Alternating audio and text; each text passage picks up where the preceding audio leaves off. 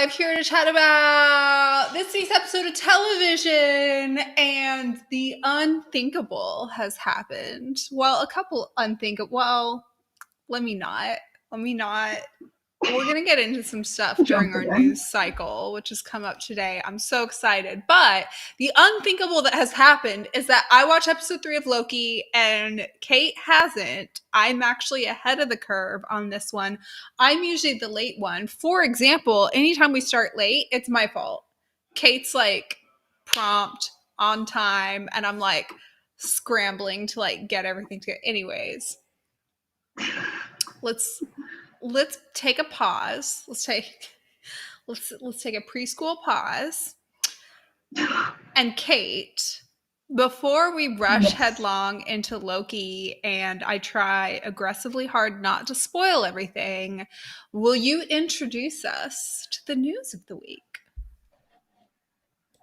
Okay, so the news I brought this week is there was a show that aired late last year, early this year in the UK called Us. It's based on a book, have not read it yet, but it stars people like Tom Hollander as the main character, but Ian DeCasteker plays the young version of him in the flashbacks. So it is now on Masterpiece. They have released one episode. I have yet to watch it. I just found out about it today. But I'm excited to watch that. I miss him. I don't think I've seen anything else with Ian in it ever, other than Agents of S.H.I.E.L.D., obviously. Scoured the internet. Yeah, I've scoured the internet, and he's done like this. I think he was in a British soap opera that is like seasons and seasons and decades long, which is like they do that more over there. And then he was in like this really weird horror zombie movie. I didn't watch it because I don't like horror movies. Fair. But yeah, I wanted to see him again. I wanted to see him play a new character, so I'm going to try to watch that. And then just a reminder, on Friday, so Friday morning on Disney Plus, Mr. Benedict's Society is going to air. Just their first episode, I think. I'm excited about that one too. I'm so excited. Is it this weekend or next weekend? One of the weekends where you remember when you had like the really good news cycle a couple weeks ago where like you announced a ton of things and we were all like really into it? One of the things that comes out on a weekend when I go out of town, but I don't remember when it was. I probably denial blocked it from my mind. Kate, I have some news to bring to the table this week. Yes. You might have seen it. So apparently, okay. Oh, I think I know what it is. Listen. The Arrowcast, being the source of like a 24-hour news cycle, has just like never stopped. Like this isn't news. Like if anything, the Arrowcast creates constant news every week, and we, good people, politely ignore it. But I just feel like it would be the elephant in the room. Like we would be the bad people to ignore it at this point. Like it would make it a bigger deal than what it was. It was just like a whole new, look at me trying to justify my actions with absolute bullshit. Anyways, it was just like a whole thing. Like it was on TMZ and like whatever. Like since when is the Arrowcast even big enough to be on TMZ? Like they're all like D-list at best, with love. Anyways, apparently Stephen Amell got kicked off of a Delta flight because he wouldn't stop yelling at they said it was like he wouldn't stop yelling at his wife, but I guess there were also like 2 other passengers in their posse who are all also like D-list of the D-list in the CW franchise. There was like a social media showrunner person and somebody else who I think had a bit part on some CW show, but I don't remember. Anyways, he got kicked off a Delta flight for yelling. And it's just like, okay, here's the thing. Celebrities have scenes in public. okay, like people are divas and they create a scene. But like if you're on a plane and like forget whether you're like a celebrity or not, if you're like obviously a conventionally attractive, probably seated in first class or business class, reasonably well put together white male, do you know how much of a fit you have to throw to get kicked off a plane? I was on a Delta flight one time where like a whole group of guys were just like blasting the worst like remixes of like party songs from 2017, and none of the flight attendants like said anything. Like you have to cause scene after scene after scene to get kicked off a flight at this point. How did like what happened? How did this happen? Because I'm all for slandering the rich and famous. Don't get me wrong, but credit where credit's due. Every time I've interacted with this cast, for better for worse, he's like among the most like charming oil salesman of all of them. Like he's the one that always comes across as like really like put together and like in his element in front of a crowd. Like you know the type. And like that's frustrating to some people, but like if I was trying to predict anybody from this cast who'd have like a public fight, it wasn't it. This happened with like the Suits cast, for example. One of the members of the Suits cast had like this huge public fight at a bar one time. And it's like exactly the one that you would predict it would happen to. Like, this is not who I would have predicted this would happen to. Like, I have a laundry list of Arrowcast that I think would cause a public fight. Like, do I think he would do like bad things? Yes, but like this is not the tail I would pin on this donkey. Anyways, your thoughts? Yeah, I didn't get much info on it. I saw like a brief little headline on Twitter. I was like, well, that's lovely. And it's one of those things that I have also kind of witnessed, but I tried to avoid while watching Arrow. That there are some people in the Arrow fandom that were kind of trash when it came to his, like, all of their personal lives, specifically his. And they made it really gross, even still with this article. And I was just like, why do you gotta make it gross? Like, yeah, obviously he had to have blown up massively out of proportion, not defending him, but also there could have been other things going on. But why do we have to like bring in people that weren't mentioned? Why do we have to do that? That's my thought. I did not read my like articles on it other than that one, and I was just like, yeah, I'm done. I don't need to look at it anymore. I don't need this in my life. I'm all for like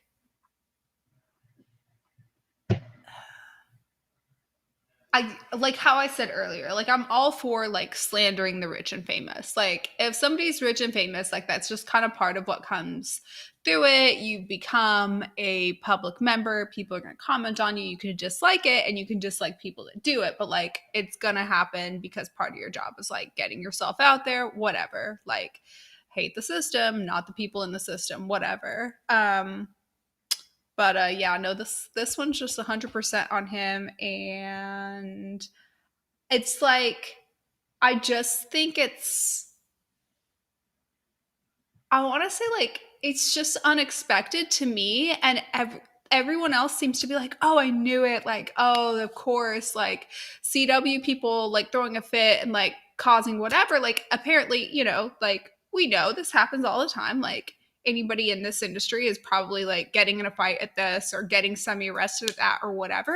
But like to me, it's somewhat unexpected because it's like this seems so like I feel like he's the type of person that'd be the last one that would want to be publicly seen to be fighting with anybody, like wife or other, like whatever it is, whoever he's fighting with. He was with a group of people, we don't know, whatever. He just seems like the last one. Anyways, it was news. Yeah, I think to put it in a way that we can all kind of see is like this, the big three or the very big main cast members of most CW shows, but we'll just talk about this one specifically, are all seemingly good, kind people that have at least some amount of PR talent in all different varieties of ways. But none of them are just brash enough normally to do something so publicly to get them such bad publicity.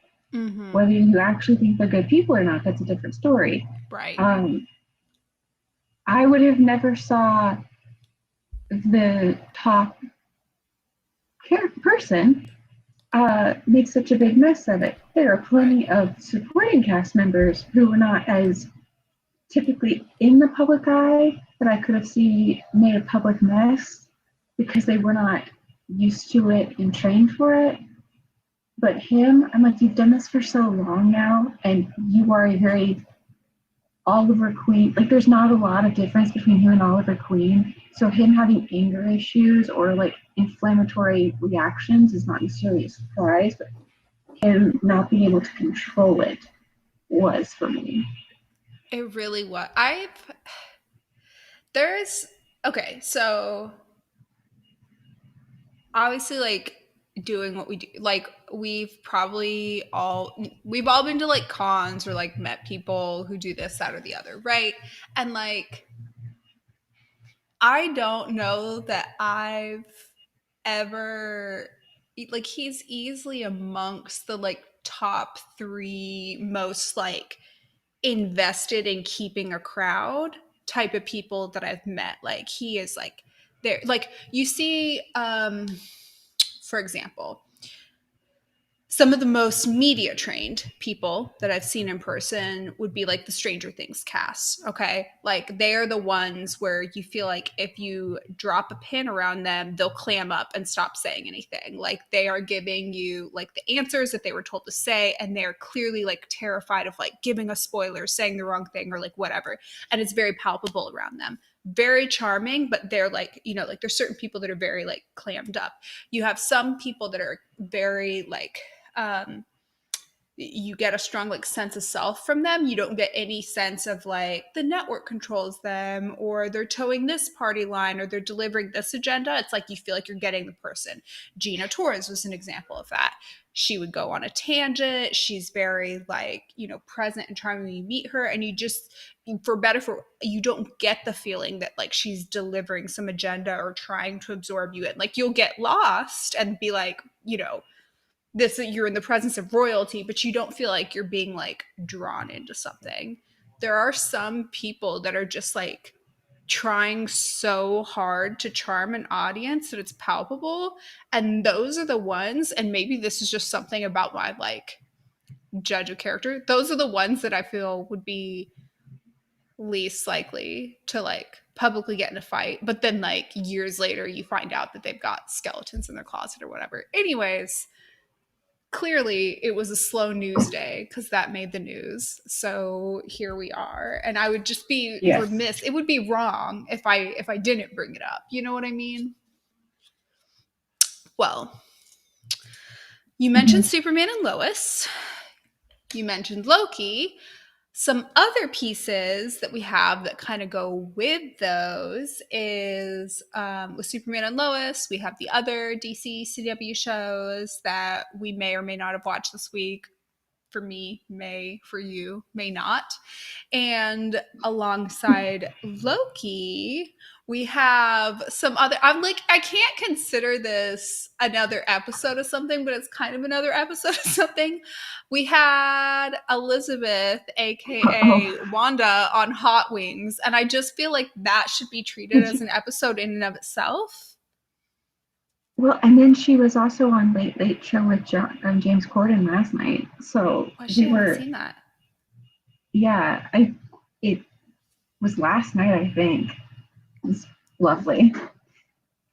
She I did the love to same see thing it. she did in the Hot Ones, where she thought she was answering the right question and was just talking about something completely different. And it's one of the most charming things she does. She takes questions very like personal instead of professional sometimes. I'm like, I am thoroughly entertained by what you're saying, but they're asking professionally in a very relaxed setting what your plans are. But instead, you're like, I'm just gonna eat these chicken wings. Relax. And I'm like, it's not the question, but I'm glad you're happy. She's so charming. I didn't realize, I don't know how I didn't realize, but I didn't realize until I watched the Hot Wings episode that she's like fully absent from social media. I knew I had never really like seen messages, messages. Why do I sound like 80 years old right now? I hadn't seen like tweets or Instagram posts or anything from her, but I wasn't sure if she just had like accounts that she rarely used, but she's like fully absent from social media. So, She she she used to be. She had a movie that came out that was about like, social media, mhm. and then she made one in lieu of that. And then last year, she got a lot of like hate, and so she just left social media. Why does she get hate? I must have missed that entirely. When Chadwick died, she apparently didn't like she wasn't really active on social media even when she had it, and she didn't post like a memoriam like post for him. And people were like just called her the most awful, grotesque names possible just because she didn't post something. What the heck? Wow. I must follow the right people because I completely missed that. That's just, that annoys me. And that's a topic for like a whole other situation, but I really don't like celebrities constantly being made to like make a statement about anything, either about their like cast members who half the time, to be honest, like they may not know anything about what's going on with them, or about like social issues, which again, half the time they don't know anything about it and are not like the foremost authority, such that their voice should be like prioritized over people who actually are like the authority on the topic. Or like on emotional issues, like somebody you know dying, like that's frustrating. Anyways, Yeah.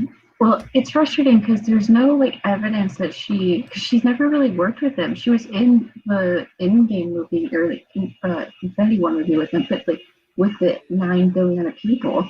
So there's a very high possibility that they never spoke right. once. It would just be like Also, gratuitous grief mongering to like yeah. pretend to be grieving Well, somebody that like there's no proof you were ever in the same yes. room. And even if like they were friends and they had become friends just like through interviews or whatever, uh let people grieve how they want to grieve.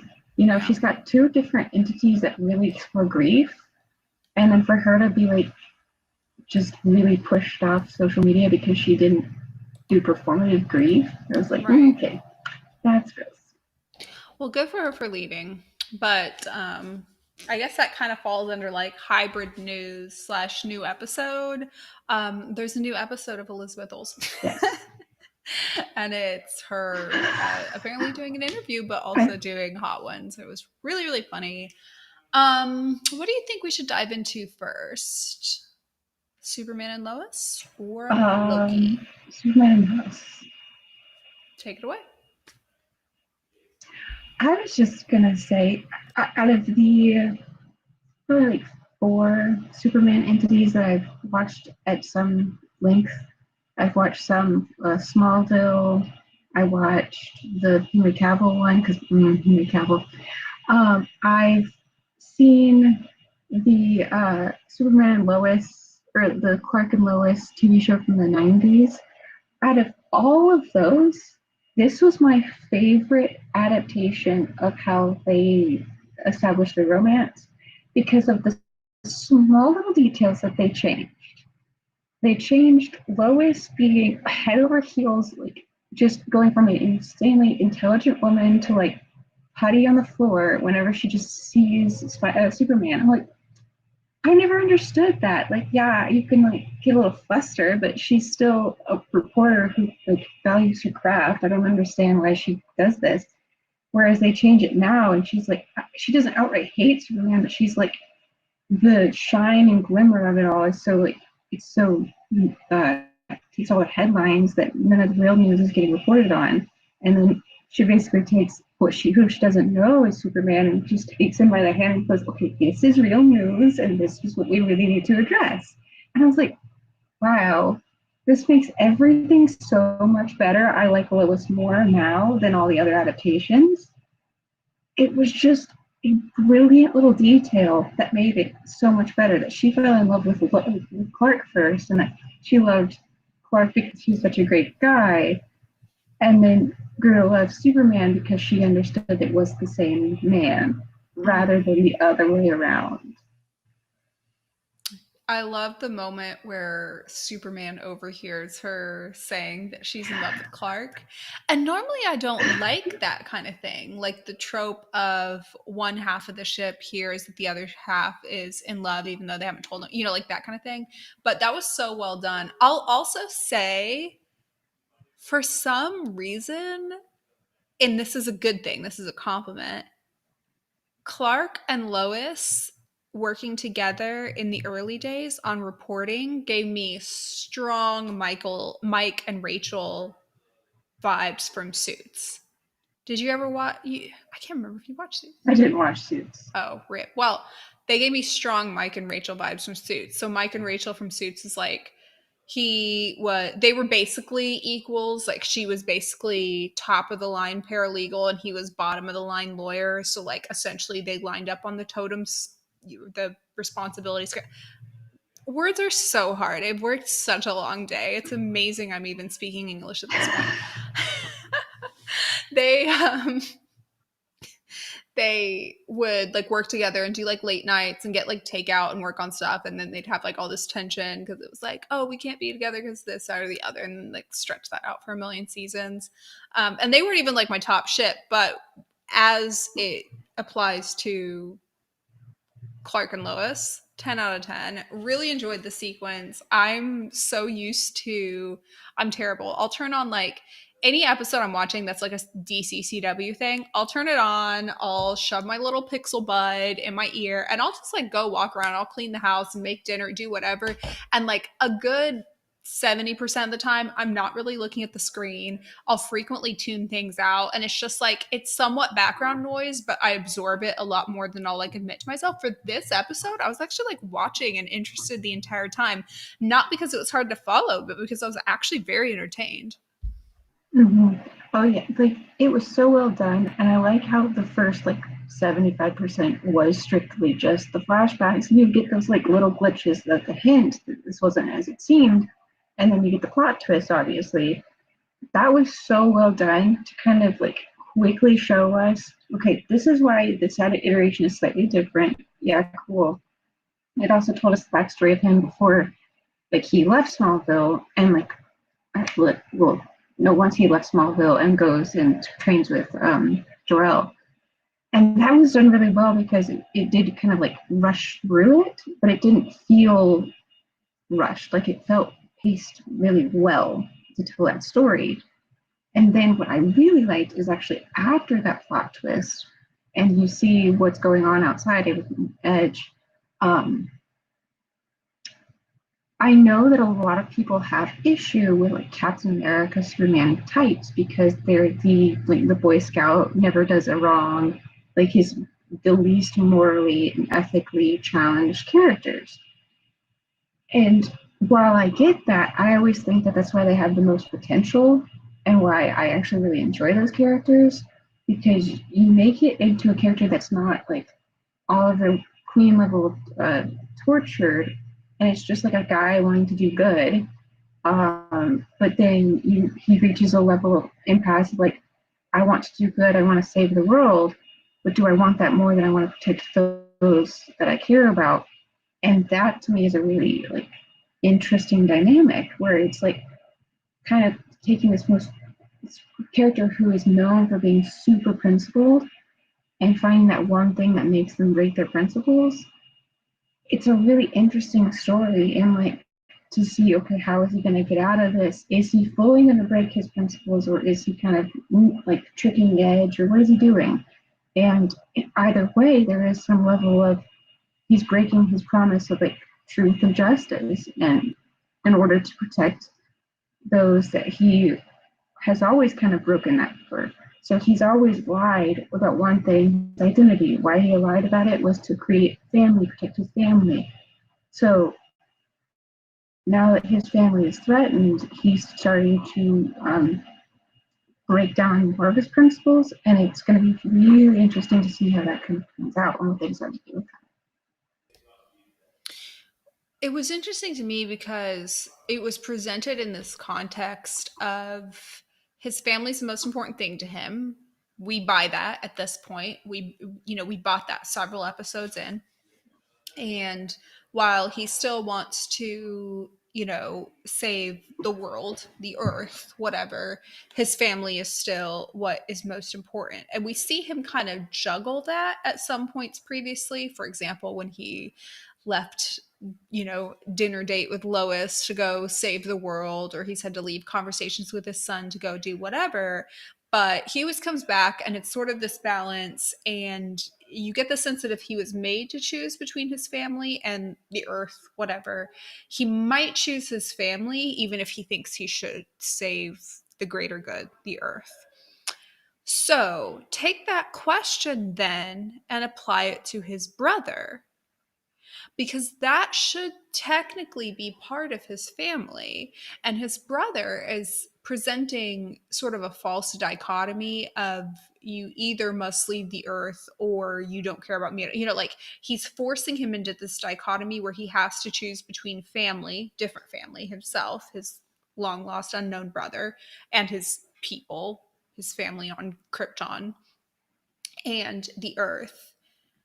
And in that forced dichotomy, he's choosing the earth and his earth family. But it's kind of like it's sort of set up to be this us versus them. It's everybody on Earth versus everybody on Krypton. Who are you going to support?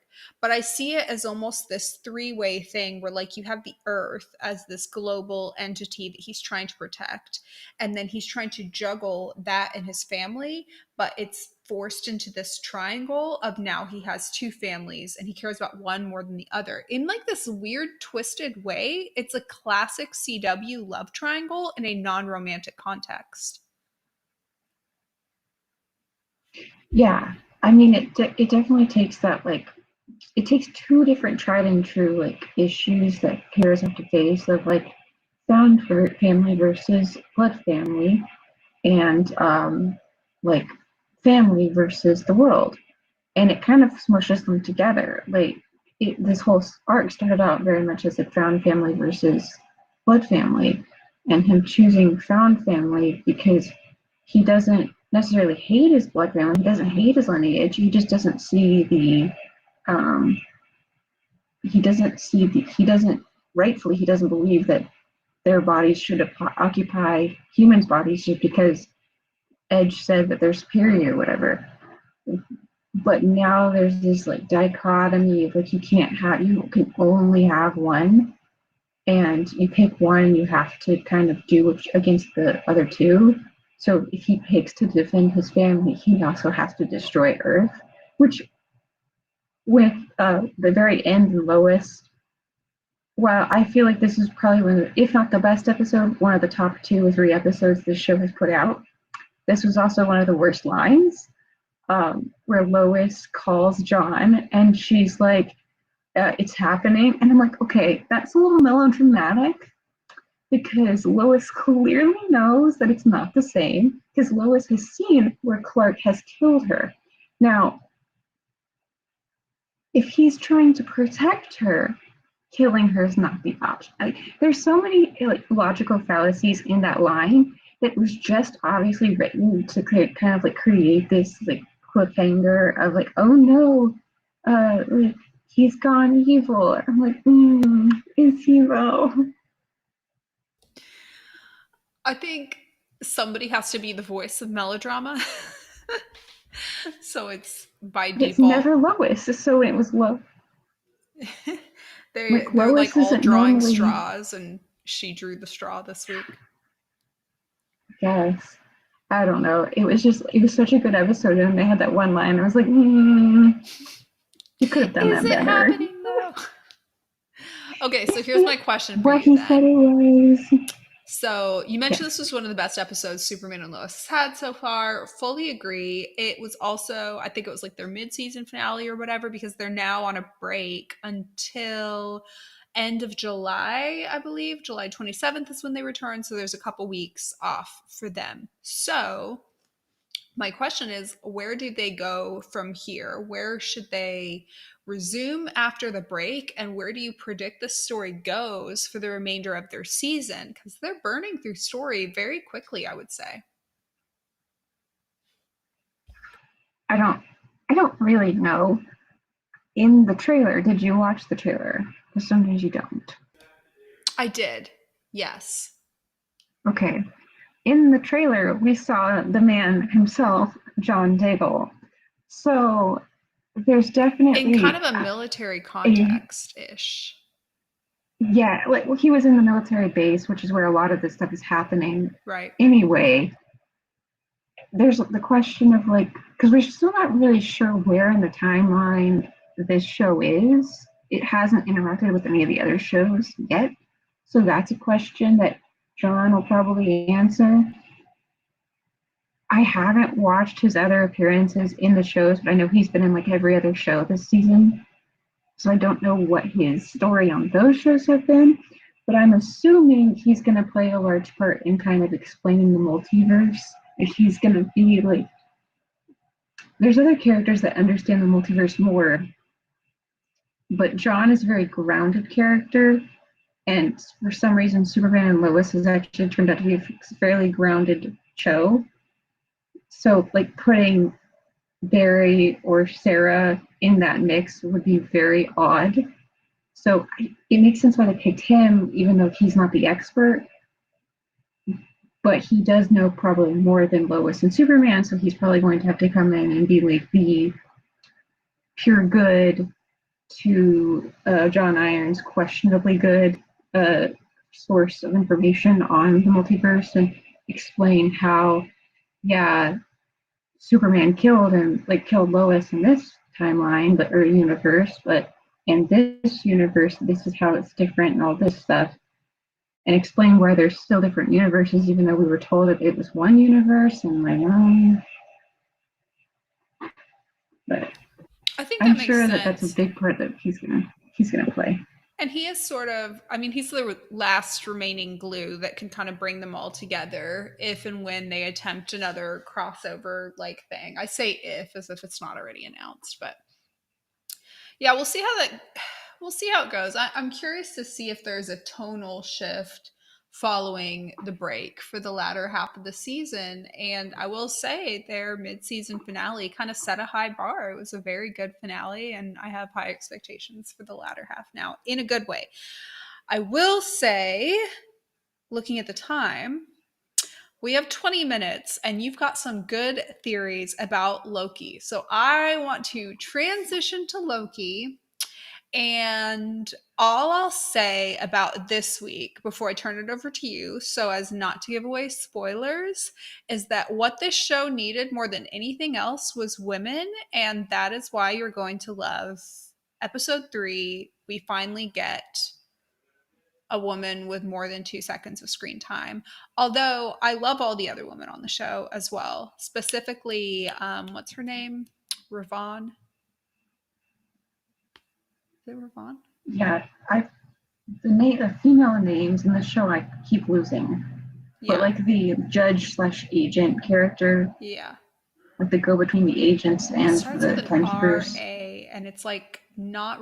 I think I want to say Ravana because it like, but it's Ravon. I'm pretty sure. Anyways, we get like a female lead who's not just a side character.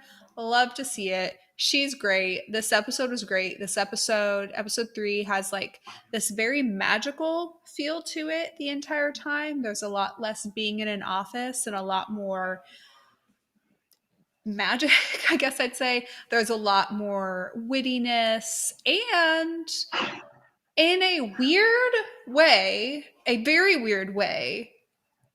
Don't look too far into it, a lot more shippiness this episode. Romance, there's a strong romantic thread of communication, if nothing else, this I episode.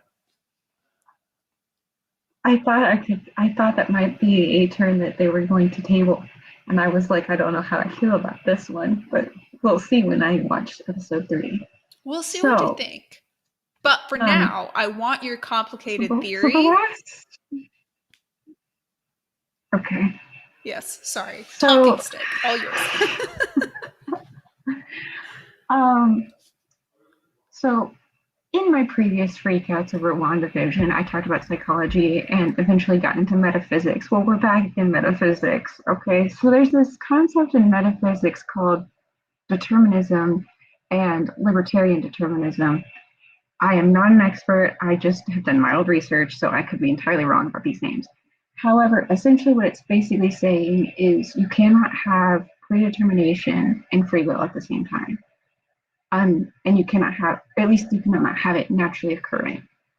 So as we're watching the mysterious timekeepers manipulate the trajectory of time, we're it's clearly stated that really you have no free will. You're just following the finely pruned timeline that's supposed to happen, and your fate is already determined.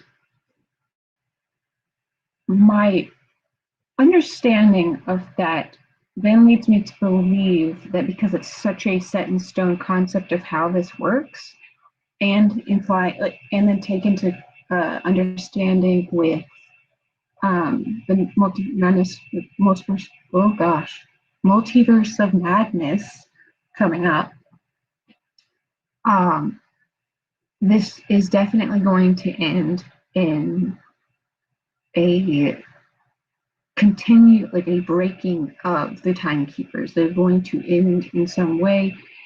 One way I could see that happening is Loki, in a mildly heroic state, makes a decision that is purely free will, that cannot be predetermined. He basically outwits all other possibilities. They can never predict it, like that. Um, which would be an interesting concept. It'd be true to character. It would be challenging the setup of what they got. It also kind of plays into my whole other thought process of there's a lot going on here, so they can kind of get away with the obvious, but let's be clear. Timekeeper's bad, okay? Time variant female Loki, not as bad as we are told to believe at this current state, at least where I am at. Maybe you already know this, maybe you're laughing at me hysterically. Um, but I think Of course, she's the not evil, Kate. Would I be a fan of an evil female character? Never. never, never. But I think to be honest, they're both going to be both Lokis are going to be the anti-heroes, like heroes on accident or with their own agenda. By the end of this, I don't expect them to be their own version of Superman at this point, but I do see that they're going to recognize that they're not going to get anything they want, and everybody's life's going to be destroyed if they continue down the path of the timekeepers and what that group stands for. Also, here's where it gets dark. So that wasn't the dark one. So Mobius is a screaming red flag. First of all, love the name. Second of all, because it's like time period. I Mobius and all the other agents are kind of presented to be this timeless person that has always kind of existed as a time agent. That they were not born, created, destroyed, whatever. I think that's not true. I think that they are plucked out of times when the timekeepers find them useful. I think that Mobius was picked out of the 90s and then kind of mind wiped to forget he had a life of his own before the TVA. And that is why all of his personality, mannerisms, interests come out of the 90s.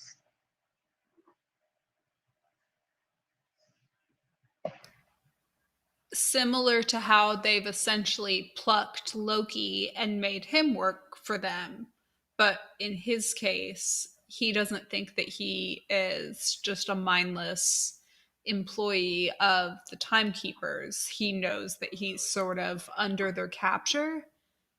But you're saying like Yes. everybody else is So, also under their capture? yes. So Okay. like it's kind of almost shown like the timekeepers are the only people with free will because but their free will is only used to maintain the timeline. Mm-hmm. And while that's kind of true on like a metaphysical theory, um, the only person that has actual free will right now is Loki. Mm-hmm. Out of anybody in the whole story, well, Loki and the other variant are chasing because they haven't mind read Loki because his own like his usefulness kind of comes out of his memory. Like he has to be able to access the memories, the possible connections that they're going to use to uh, detain or like beat variant Loki.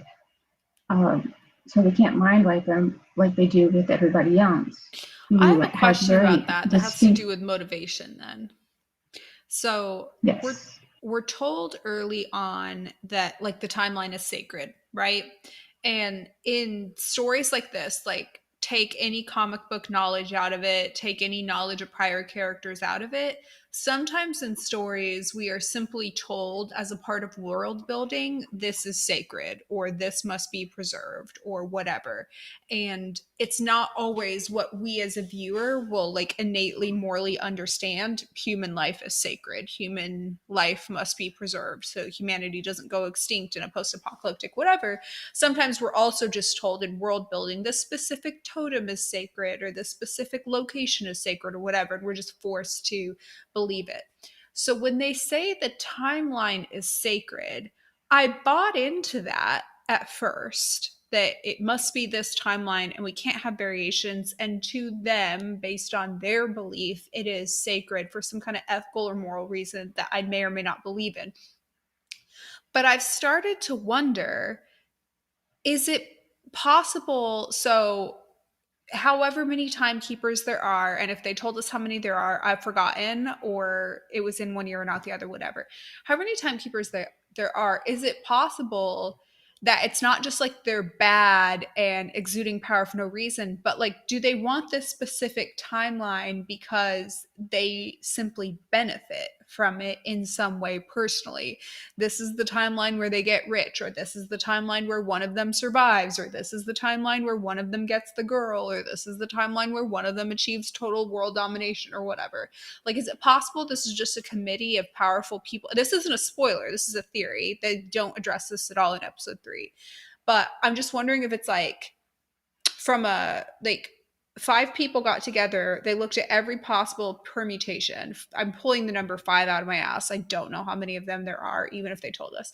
5 people got together, they looked at every possible permutation of time and found the one permutation where all 5 of them achieved their goals.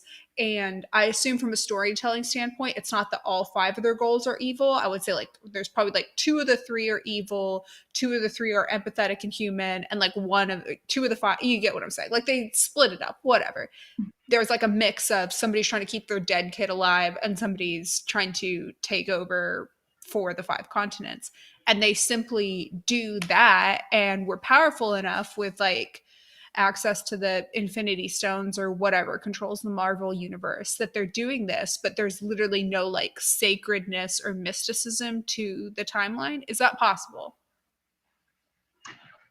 So I think so. In a way, I think so. Whether we are now being told that Agents of S.H.I.E.L.D. is canon or not, either way, all 3 of the kind of like theories that presented, so like the Doctor Strange theory that we see all the time in his movie and in the Infinity Wars and Endgame, the Agents of S.H.I.E.L.D. theory, and then this theory, they all kind of are based on the multiverse theory that like one change or one significant enough change will create a new branch with entirely new consequences, and creating a multiverse where very similar people but different outcomes. Um, and that's all true, but they can all also exist one within the other, which is weird because like initially I thought it was weird that they have so many different theories that seem so contradictory, because the Doctor Strange and the I don't remember what they're called, but they have like this time stream, and they go back to return the stones for the specific intent of not changing the timeline that they live in. They still have actually created alternate timelines, but what they don't realize is them thinking that they are like kind of redirect, counter, like redo basically fixes timelines, where in actuality, um, the timekeepers show up at all these different moments and eradicate the timeline. And what's going to end up happening is it's going to show how the timekeepers are desiring control, somewhat I don't know specific motivation for like why they would want absolute control, but they definitely want there only to be this specific timeline, possibly because they're worried that in other timelines there is just the right amount of mixture of people. So like one timeline they have this person comes to be, in this timeline this person comes to existence. And if you can create all these timelines and then collect all these people from the other timelines and other multiverses, universes, then they can create the team that has the potential to destroy the timekeepers and then restore the multiverse.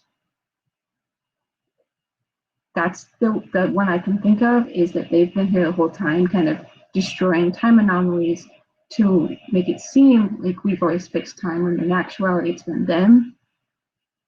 And they've been doing it so that way that people in other universes couldn't rise up and team up to destroy them.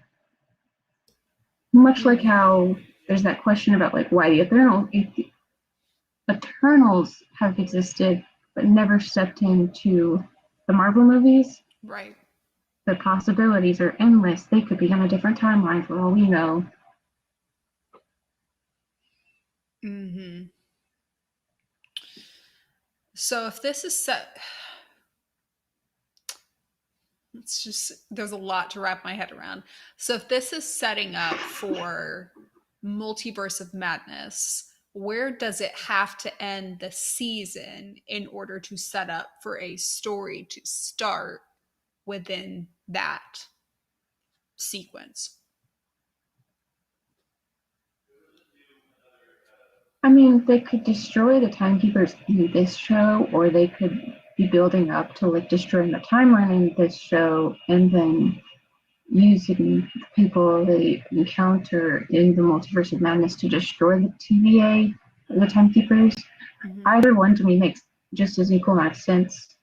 I think it would be kind of like visual and like film style appropriate, because it's three timekeepers and there's going to be three main cast members. So it's Loki, Wanda, and Doctor Strange. So they all can kind of represent the three different modes of time or whatever.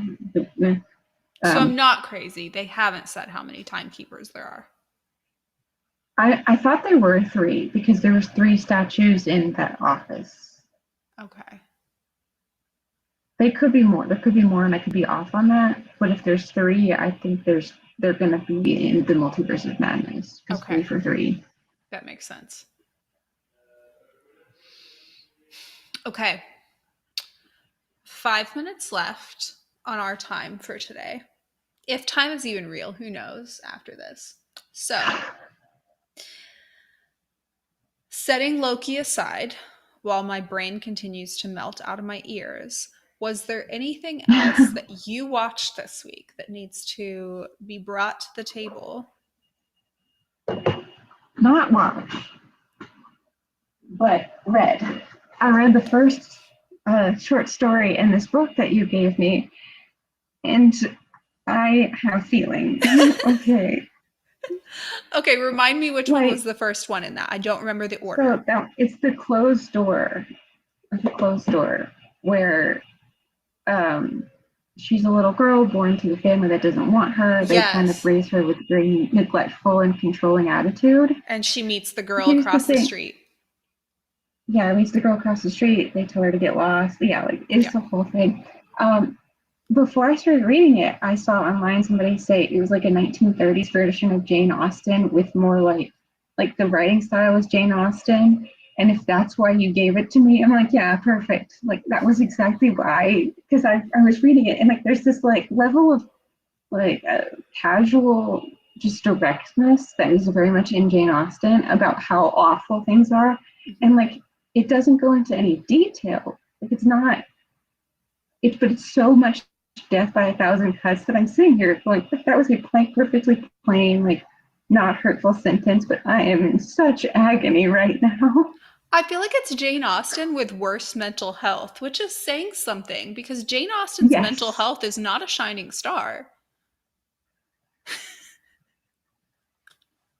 I mean, like compared to the Shelleys, she was Fair. doing fine, Sure. but Yes. Compared to Sylvia Plath. but like yeah, Virginia, like Right. she's doing okay, Right. but you don't write these really like subversive messages about femininity and the like objectiveness of the marriage culture back then without having some issues of your own. Uh, Mhm. but I enjoy it. Her whole writing style and um it becomes apparent in later stories as well that it's just sort of like what she's doing is she'll write this whole slice of life story to set up a tableau, often a depressing tableau, like to set up a scene where it's like it's not even that the scene has a plot, it's like the fact that this situation has even occurred is the plot. It's like this Yeah. happened and now we sit with it in this scene.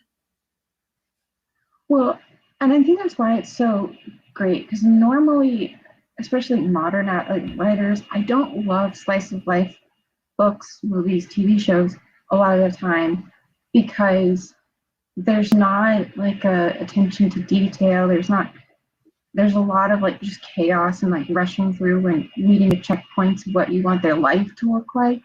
It's almost more of like a fan edit of characters that I don't care about. Right.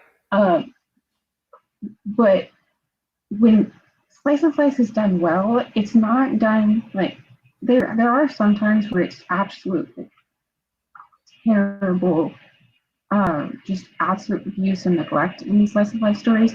But what's even more interesting to me is when it's not, when it's just like them telling story of a person that got sometimes the short end of the straw, but like had a reasonably okay life. But it's just those little death by thousand cuts kind of situations where it's kind of a rough go, but she's okay, rough go, but she's okay. And then you reach that one moment, that one situation where it's just that final little heartbreak. And it's that such a empathetic, visceral feeling that impacts so much better than like some, I don't know, other slice of life stories that I've Right. read before where it's just like, oh, Sally went to the market. Yeah. It's like they can set up a situation in a few words that is minuscule but will pull your heart out. And then like you have like something like Riverdale that will just have like every melodramatic thing you can possibly think of happen in one episode. And I'm like, I didn't look up from my cooking once.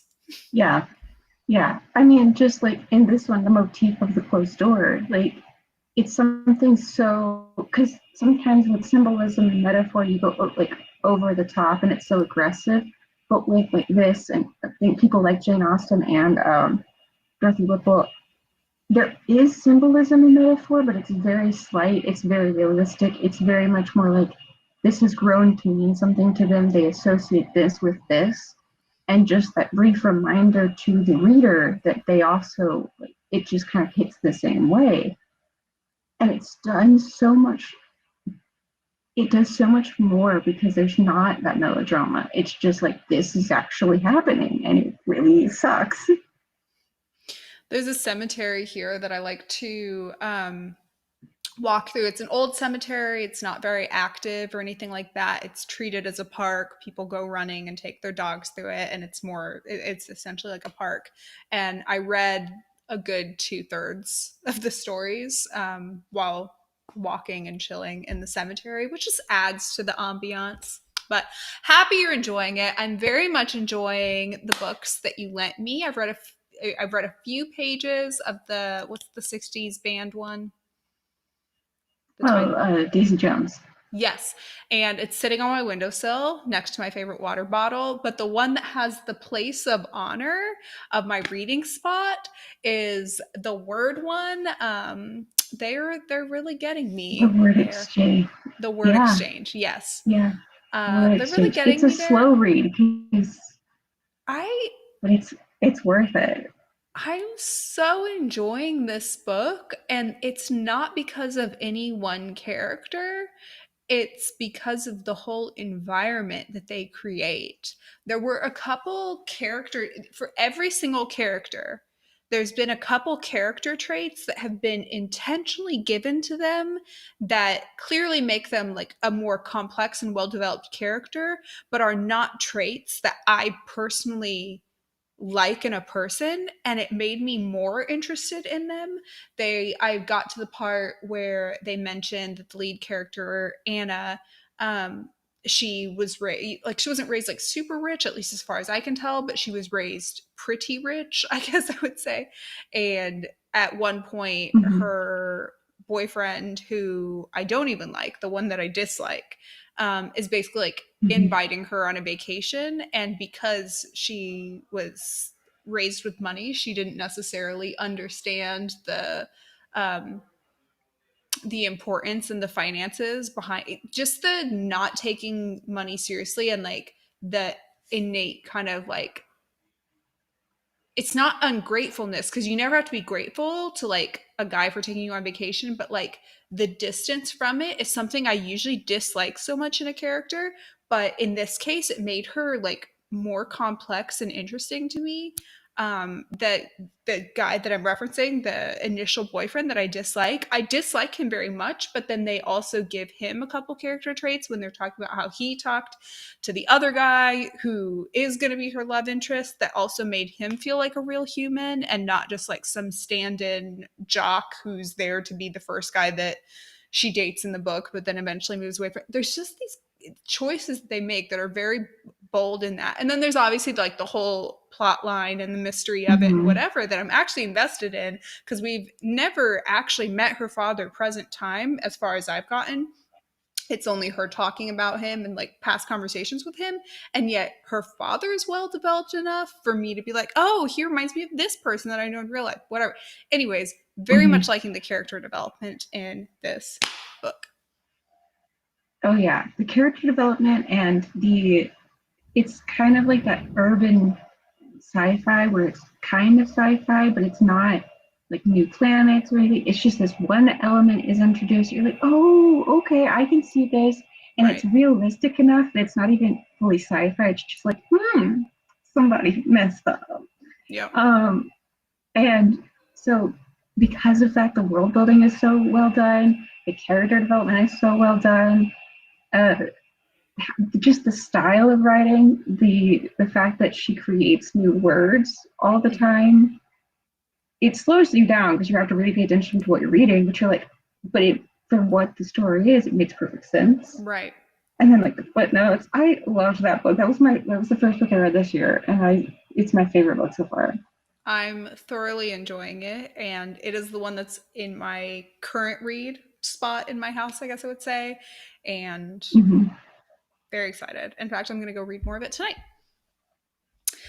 Well, we went Yay. 6 minutes over. I apologize, but I'm very much enjoying our discussion tonight. And I will see you same time, same place next week, where we will have less trashy celebrity news and more discussion of Loki and other things.